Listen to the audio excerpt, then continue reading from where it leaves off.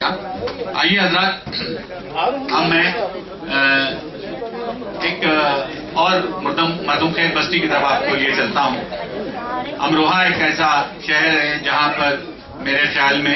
شاعروں کی ایک بہت بڑی تعداد قیام پذیر ہے، اور وہاں سے جتنی اچھی شاعری ہو رہی ہے اور جتنی پرمانی شاعری ہو رہی ہے، وہ بہت ہی کم ایسے صوبے ہیں یا ایسے قصبے ہیں کہ جہاں پر ایسے مناظر دکھائی پڑتے ہیں کہ 60-65 مقامی شعراء ایک مشاعرے میں موجود ہوتے ہیں۔ میں اسی سرزمین سے تعلق رکھنے والے اپنے ایک نامہ نگار جناب مہتاب امروہی صاحب سے گزارش کر رہا ہوں کہ وہ تشریف لائیں۔ بہت محنت سے خبریں بھیجتے ہیں امروہہ سے، اور آج ان کو ہم نے شاعری کے لیے بلایا ہے۔ شاعری مشاعروں میں کبھی کبھی جاتے ہیں وہ، آپ لوگ براہ کرم تالیوں سے خیر مقدم کیجیے۔ جناب سر، میں سرزمین مصطفی سے یہاں حاضر ہوا آپ کی خدمت میں۔ میرے بڑے بھائی متین امروہی صاحب بیٹھے ہیں، ان کے سامنے جسارت کر رہا ہوں۔ ابھی ایس آئی ٹی نے ایک کلین چٹ دی ہے، اس پہ ایک شعر پہلے کہ وہ شخص بات جو کرتا تھا کل اہنسا کی، وہ شخص بات جو کرتا تھا کل اہنسا کی، اسی کی جیب سے خنجر کی نوک چمکی تھی۔ وہ شخص بات جو کرتا تھا کل اہنسا کی، اسی کی جیب سے خنجر کی نوک چمکی تھی، اور سڑک کی کوک تو جنتی ہے رات دن بچے۔ ملاحظہ فرمائیں کہ سڑک کی کوک تو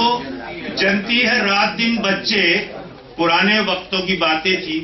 بانجھ دھرتی تھی۔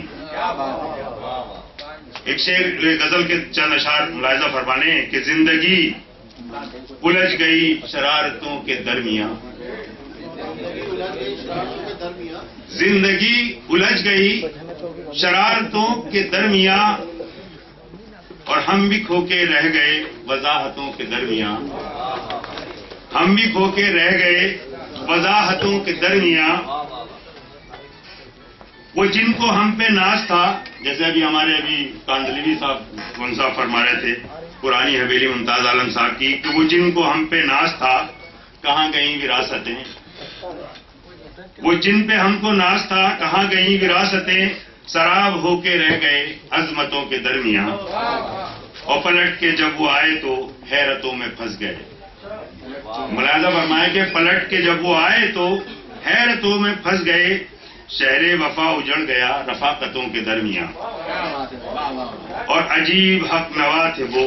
جو دار تک چلے گئے، عجیب حق نوا تھے وہ جو دار تک چلے گئے، لرزشیں گناہ بنی جسارتوں کے درمیان، اور یقین لرز کے رہ گیا گما بکھر کے رہ گیا، گما بکھر کے رہ گیا، شک و شبہات آ گئے صراحتوں کے درمیان۔